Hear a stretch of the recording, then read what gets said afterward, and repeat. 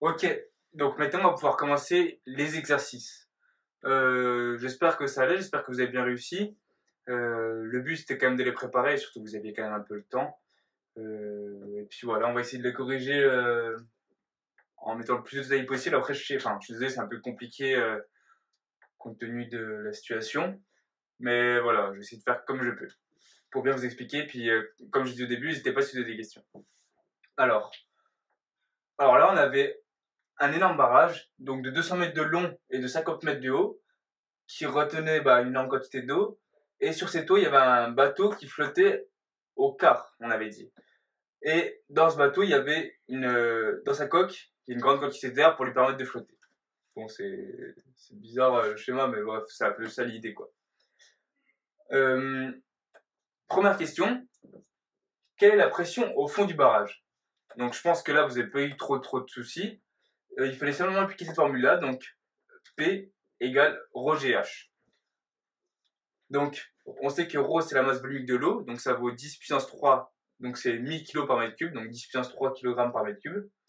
G, on avait dit, on donnait G égale 10, normalement c'est 9,8, 9,81, mais bon, on met 10.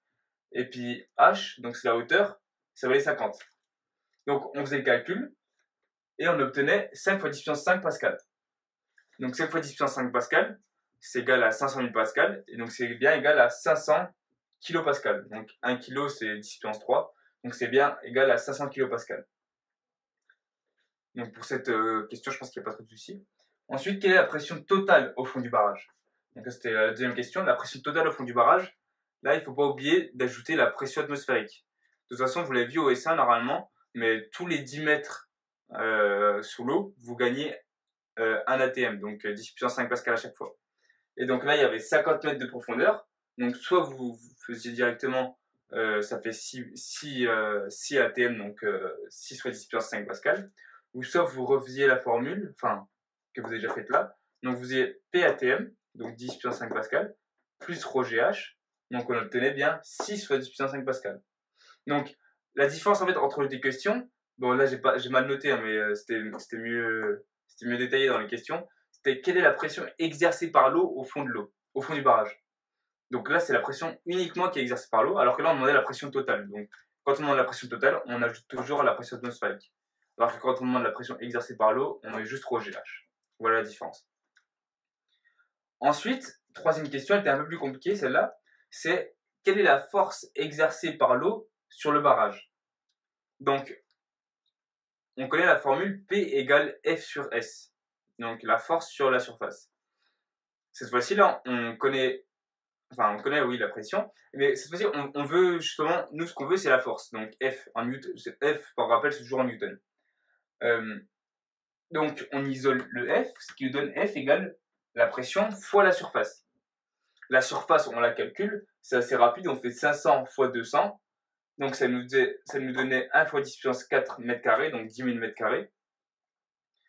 Et la pression, cette fois-ci, c'est là où il ne faut pas se tromper. En fait, si vous prenez la pression que vous avez calculée juste avant, donc P au fond du barrage, ça va vous donner 5 fois 10 puissance 5 pascal. Sauf que si vous prenez ça, en fait, ça va être la force exercée par l'eau au fond du barrage, ici en gros, genre juste là. Alors que vous, ce que vous voulez, c'est la force qui est exercée sur tout le barrage. Donc, vous êtes d'accord que la force qui est exercée sur le barrage ici, c'est pas égal à la force qui est exercée ici. Donc, qui est exercée tout en haut. Donc en fait, vous, ce que vous voyez, ce que vous voulez, en gros, c'est une moyenne de toutes les pressions qui sont exercées à chaque point du barrage. Donc pour ça, en gros, ce qu'il faudrait faire, pour être le plus précis possible, c'est qu'il faudrait intégrer, en fait. Il faudrait faire une intégrale et tout. Mais bon, il y a beaucoup plus simple. En fait, il suffit juste de prendre, vous faites la moyenne, vous prenez la pression qui est exercée par l'eau au milieu du barrage. Donc à 25 mètres. Donc c'est très simple au final. Vous faites, au lieu de prendre 50 dans la formule ρGH, vous prenez 25. Donc, vous faites 25 fois ρ, donc 1 fois 10 puissance 3 fois G. Et donc, vous obtenez pour la pression 25 fois 10 puissance 4 pascal. Et plus 5 fois 10 puissance 5. Et donc, ensuite, une fois qu'on a calculé la pression, en gros, c'est ça le plus compliqué, il fallait trouver la bonne pression. Vous faites F égale P fois S. Donc P, on a dit, c'était 25 fois 10 puissance 4, fois S, 1 fois 10 puissance 4. Et donc vous obtenez 2,5 fois 10 puissance 9 newton. Et donc, pour rappel, 1 giganewton, c'est égal à 1 fois 10 puissance 9 newton. Donc giga, c'est toujours puissance 9, 10 puissance 9. Méga, c'est puissance 6 et tout. Donc voilà, donc vous obtenez bien 2,5 fois 10 puissance 9 newton, donc 2,5 giganewton. Ok, salut les amis. Je suis en train de manger là, désolé. Donc on en était toujours à l'exercice 1, la partie 1. Donc il y avait notre bateau là qui était sur l'eau. Et donc on se demandait quelles forces sont exercées sur ce bateau. Alors, ça c'est assez simple. Hein. Vous avez deux forces en fait qui sont exercées sur le bateau vu qu'il est sur l'eau. Bon, première force, c'est évident, c'est son poids.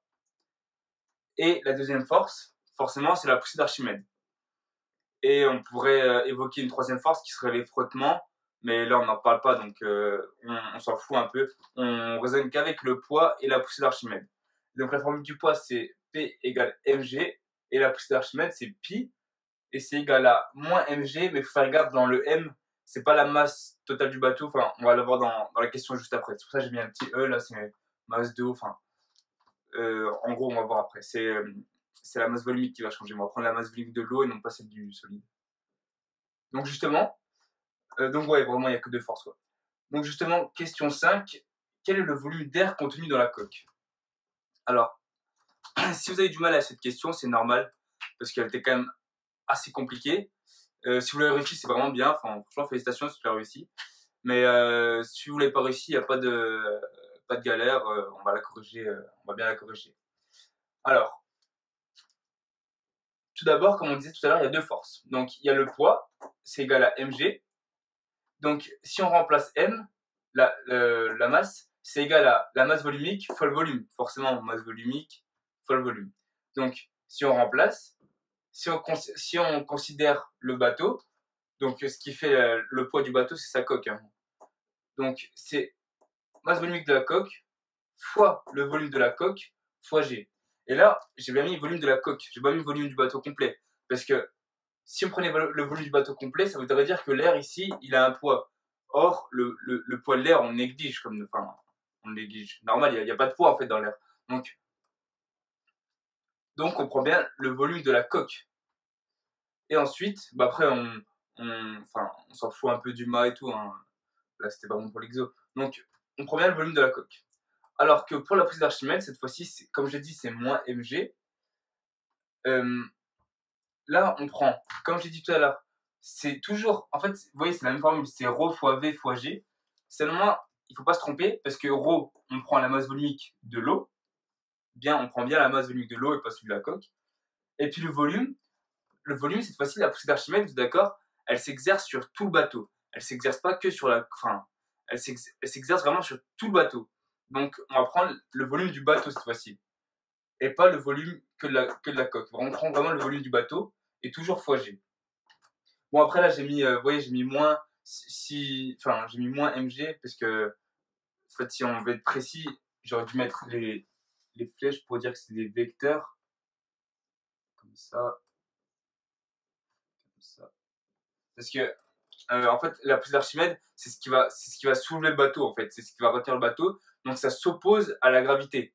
G, vous voyez, le vecteur G, il va vers le bas. Il est comme ça. Donc, forcément, pi, ça va en sens contraire. Donc, forcément, on va mettre moins mg pour la poussée d'Archimède. Voilà, c'est juste pour vous dire d'où vient le moins. Donc voilà, une fois qu'on a fait on a mis en place les deux forces, on est clair dans notre raisonnement, ça va être plus facile. Donc, on a dit que le bateau il était immergé au quart. Ça veut dire que bon, il y a qu'un quart du bateau qui est sous l'eau. Donc ça veut dire quoi? Ça veut dire que si il est immergé au quart, ça veut dire que, vous voyez, il y a les deux forces. Il y a le poids qui va vers le bas, il y a la poussée d'Archimède qui va vers le haut. J'aurais dû mettre des couleurs différentes, ça aurait été plus simple. En gros, si la résultante est égale à 0. La résultante, vous vous rappelez, on l'a dit dans les rappels, c'est égal à pi plus p. Donc si égal à 0, ça veut dire que les deux forces ont la même valeur. Simplement, là, la résultante, elle n'est pas égale à 0, elle est égale à 1 quart en gros. Donc ça veut dire quoi? Ça veut dire que c'est la poussée d'Archimède qui sera plus forte que le poids. Vous êtes d'accord? Si forcément, si c'est égal à 0, il serait émergé à moitié. Il sera à moitié. S'il était aux 3 quarts, il serait émergé à partir de là, ça veut dire que son poids serait plus fort que la poussée d'Archimède. Or là, il est émergé au quart. Ça veut dire que la poussée d'Archimède est plus forte que le poids, elle est plus puissante. Donc, on a du coup cette relation-là qui fait que le poids c'est égal à 1 quart de la poussée d'Archimède. Forcément, vu que la résultante vaut 1 quart. Donc, on a cette relation-là. Une fois qu'on a posé cette relation-là, ça va être plus simple. Donc, on repose les formules que j'ai dit tout à l'heure. Donc, pour le poids, c'est la masse volumique de la coque fois le volume de la coque fois G. Donc, c'est exactement ce qu'il y a écrit là, hein, j'ai rien inventé. Et donc, c'est égal à la masse volumique de la coque fois le volume en gros de la coque. Donc, le volume de la coque, c'est égal au volume de tout le bateau moins le volume qu'il y a ici dans le creux. Vous êtes d'accord? Le volume de la coque. Forcément, on enlève tout ça. On enlève tout ce qu'il y a dans l'air. Enfin, tout ce qui contient de l'air. Donc, ce sera égal à la masse volumique de la coque fois le volume du bateau moins le volume du creux fois G. Et donc ça, c'est toujours égal à 1 quart de pi, comme je l'ai dit là tout à l'heure. J'espère que vous avez bien compris ce que j'ai mis là, le volume du bateau moins le volume du creux, c'est égal au volume de la coque, forcément. Et ensuite, on a cette fois-ci la poussée d'Archimède. La poussée d'Archimède, c'est la même chose que j'ai écrite là. Donc la masse volumique de l'eau fois le volume du bateau fois G. Et donc là, on peut calculer directement, on a tout ce qu'il nous faut. Donc ça nous donne masse volumique de l'eau 1 fois 10 puissance 3. Volume du bateau, on donnait les dimensions, c'était 8 mètres sur 3 mètres sur 3 mètres. Donc 8 fois 3 fois 3, 8 fois 9, en gros 72, fois 10. Et donc ça, c'est égal à 72 fois 10 puissance 4 newtons. Donc ça, c'est la poussée d'Archimède. Ça vaut 72 fois 10 puissance 4 newtons. Maintenant, on va pouvoir continuer notre raisonnement. Donc, on a notre poids ici, c'est ce qui est écrit là. Masse volume de la coque fois volume du bateau moins volume du creux fois G, c'est égal à 1 quart de la poussée d'Archimède. Donc, c'est exactement ce qui est écrit là. Ensuite, à partir de là, nous, ce qu'on veut, je vous rappelle, c'est le volume d'air contenu dans la coque, donc en gros, le volume du creux. Donc, on va isoler le volume du creux. Donc, si on commence à isoler, on a 1 quart de pi ici, donc ça fait 1 quart, ça fait 0,25, donc on aura 0,25 pi. Et nous, on garde juste ce qu'il y a dans la parenthèse, donc on divise 0,25 pi par la masse volumique de la coque fois G. Donc on obtient bien ça. Volume du bateau moins volume du creux, c'est égal à 0,25 pi, donc 1 quart de pi, divisé par la masse volumique de la coque fois G. Donc divisé par ça et ça. En gros, j'ai juste isolé ce qu'il y a dans la parenthèse. Ensuite, une fois qu'on a isolé ce qu'il y a dans la parenthèse, maintenant, nous, ce qu'on veut dans la parenthèse, c'est que le volume du creux. D'accord? C'est que le volume du creux. Donc, on passe le volume du bateau de l'autre côté.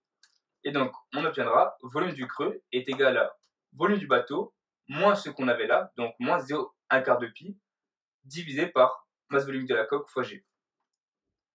Et donc, le volume du bateau total, le volume total du bateau, c'est 8 fois 3 fois 3, donc 8 fois 9, 72 mètres cubes.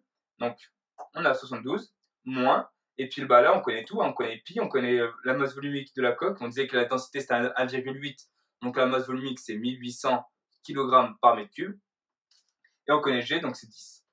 Donc on avait 72 moins 0,25 fois 72 fois 10 puissance 4, qu'on a calculé juste ici, divisé par 1,8 fois 10 puissance 3 fois 10. Et donc, on obtenait 62 mètres cubes. Donc, ça veut dire quoi? Ça veut dire que le creux, ici, fait 62 mètres cubes. Et voilà, cette question a été un peu compliquée, mais on a eu un truc qui ressemblait vraiment, qui ressemblait énormément à ça, au partiel, donc c'était mon année, donc c'était il y a 2 ans. Donc, c'est vraiment quelque chose à bien maîtriser. Franchement, si vous maîtrisez ça, vous êtes quand même pas mal en physique des fluides.